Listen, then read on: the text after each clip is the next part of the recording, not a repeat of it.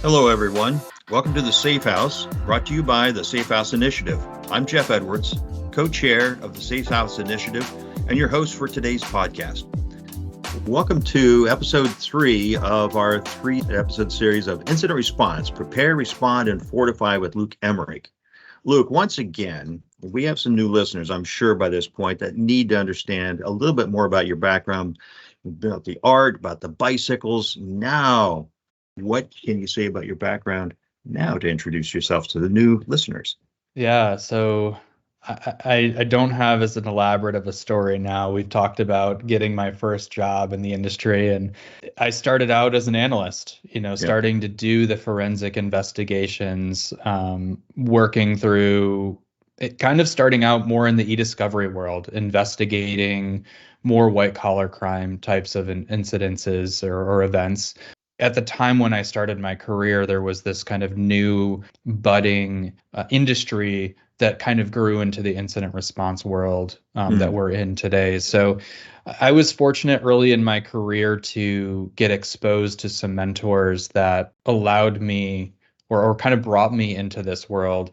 And in my mind, it's a much more exciting and interesting type of forensic investigation than the e-discovery world or the white collar crime investigation is. So, as time progressed, I did hundreds and hundreds of investigations and grew in my career to the point where I don't really do the hands-on work anymore. I'm more so overseeing the team that is doing the work. I do miss my days of actually rolling up my sleeves and doing the investigation. So sometimes I'm, pushing the guys and girls that I'm working with out of the way and said, "Hey, let me jump in and get in there too." So it's fun. Yeah, thanks for that. So fortify is a very strong word that I really like, and it's an excellent descriptor of your passion for your work. And so in terms of fortification, you've talked a lot. You talked about in Respond, you first thing you do is you do a situation assessment effectively, what is what basically. So when it all unfolds and the response goes on, good, bad, or indifferent, you do an investigation of what went well, what didn't go well. I would assume, right? Kind of let's take, what's good, what's bad about what we did. And that would then maybe lay out the plan that you would then adhere to and say, okay, how can we fortify? Because our fortress has been breached, the south wall's gone. We need to rebuild the south wall. Something along those lines. Is that kind of how you think about fortification? Yeah, I think it starts there. I mean, anytime an organization suffers a cyber attack or intrusion, generally speaking, there's certain things that we're going to recommend every Mm-hmm. single time, regardless. Okay. Making sure that all passwords have been reset in the environment and that we are implementing on, multi-factor on publicly exposed systems as a form of as a security control. Not perfect, but a strong security control from that perspective. But there's other things that we see. For example, if there's certain tooling that the threat actor used as part of their attack on a certain system, certain pieces of malware, we're going to advise the client that I there's no way to clean that up. You need to either rebuild that system from scratch or you need to restore it from a point in time from before that malware or that threat actor tooling was introduced to that system, right? So that's one Mm-hmm. aspect, and that gets driven based on what we learn throughout the investigation. But as part of the investigation, we want to learn, how did the threat actor get into the network to begin with? Right. Did they exploit a gap? Did they exploit a vulnerability? And the fortification starts there, right? So if we restored and rebuilt the business and got them back up and running, Mm-hmm. but didn't take steps to mitigate the way the bad guy got in the first place, they're susceptible to either the same bad guy coming back in through that same weakness or Mm-hmm. another bad guy that may have a similar or different motivation, right? So those are the types of things that organizations we aim to provide as we're performing our investigations and responses. We can't and don't always identify how the bad guy got in every single case because Hmm. sometimes the evidence isn't available. Maybe there's certain event logs or security logs that are not available to us. Maybe the threat actor encrypted systems at the virtual disk level, and they've also destroyed backups, so we don't have a way of reviewing that data at the current time. Maybe if we were able to obtain a decryption key, we would. But there's many variables or situations that we might run into where we're not able to identify what that original entry point is.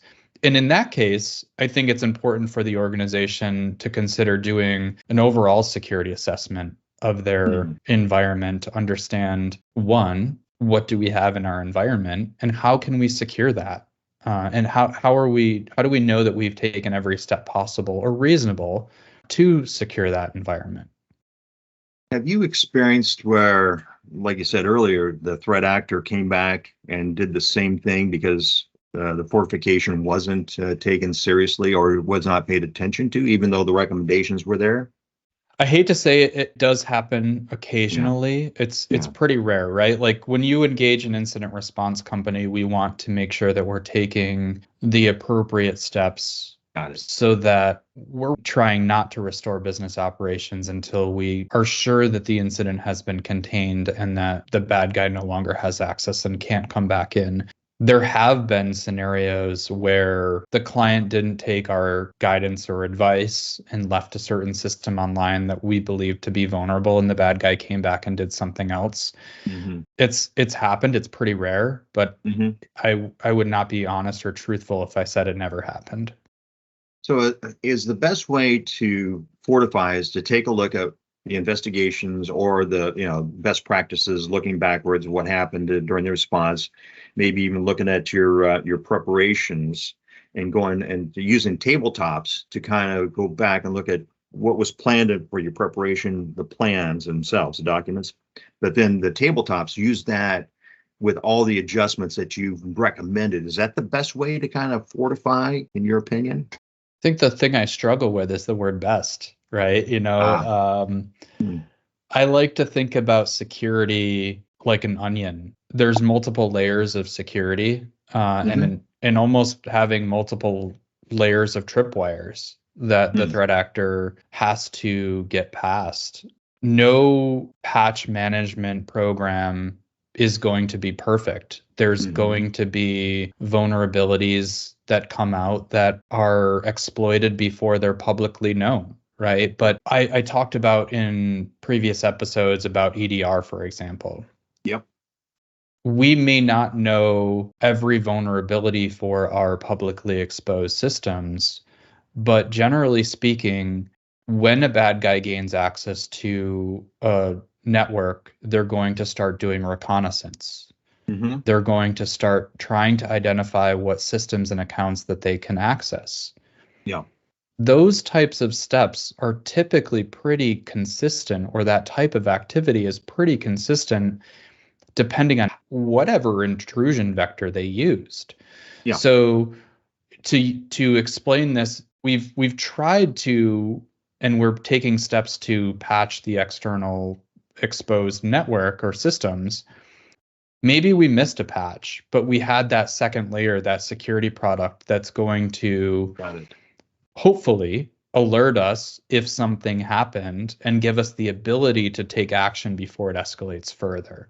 Probably an oversimplified example, but having multiple processes and tools in place for security, I think is a good approach to use.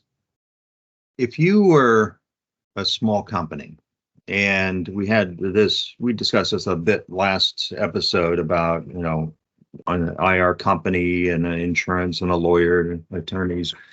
If you were a small company, you had 10, 12, 15, 20 people in your company, and you are a target or could be a target for cyber attack. That's one of the first realizations you have to do. And if you get hit, it could cost you your business effectively. I mean, it could be an existential threat to your existence, right? So if you had one thing, what would you do if you were to fortify that type of environment? Yeah, you reminded me of something I want to share, and I'll loop back to this, I promise. So every organization How doesn't matter how big or small, you have a chance of being a target of a cyber attack, a Yeah. ransomware attack. I've been doing this for a little over 10 years and probably helped hundreds, if not into the thousands of clients. Mm-hmm. I only know of one company that went out of business as a result of the cyber attack that occurred. Hmm. And that was a pretty unique business. That particular business was a small CPA firm. And the event that impacted them, the personal identities of every single one of their customers was stolen Oh boy. as the event. It wasn't a ransomware event.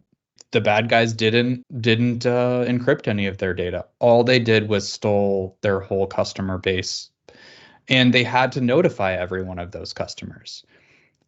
I don't know if it was a business decision or a financial decision that business chose to close. But Hmm. I have a hard time believing that their customers would come back next year to do their taxes after Right. they were notified. Right. But definitely the exception and not the rule, right? Okay. So every scoping call that I get on, I kind of think about putting myself in the position of the business. Mm-hmm. And I think about it's almost like the 5 stages of grief that Hmm. organizations go through. I call it the 5 stages of ransomware. So when we get on that scoping call, it's always we're going to go out of business. We need to be back up online tomorrow. We can't have any of this data leaked. I mean, it's frantic. It's crazy. Yeah. But the longer that we work through this, the organization starts coming to terms as we built this business from nothing. Yeah. Maybe we don't have backups, but we can rebuild this, right? Yeah. And we probably don't really need all of that data that they encrypted. It would be nice to have, but we probably don't need all of it. So Huh. I've seen organizations on day one say, hey, we need the decryption key to unlock our systems because they hosed our backups and we have no path forward. And then Right. a couple days later, they're telling me, Luke, I'm going to rebuild from scratch. And oh yeah, that data that we were afraid they took, I've thought about it for a couple days and I need to notify the impacted individuals either way. I Yeah. kind of don't care, right? So Huh. they go through this evolution of how they look at the event, and many times and how they react to the event changes. So in my role, not only am I guiding them through the technical aspects of how to Right. restore their business, I'm also helping them cope with this event emotionally and helping them think in a way that this is not going to put you out of business. It's going to be a business impacting event and you're going to have some downtime, but we'll get you through this. You'll be fine in the end. And if not, or I should actually rephrase that, you will be better after this, Yeah. after experiencing this, because you've got some experience that you don't want to experience this again, and you're probably going to put some more time, effort, and resources into improving your security posture. Yeah. So by trial by fire makes you stronger, maybe. Yeah.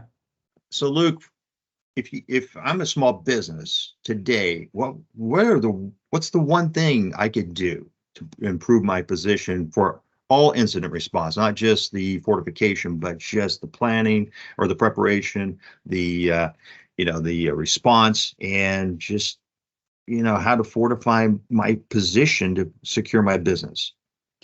Yeah, in previous episodes, we've talked a little bit about reaching out to your cyber insurance carrier Hmm. to understand what coverages you have currently.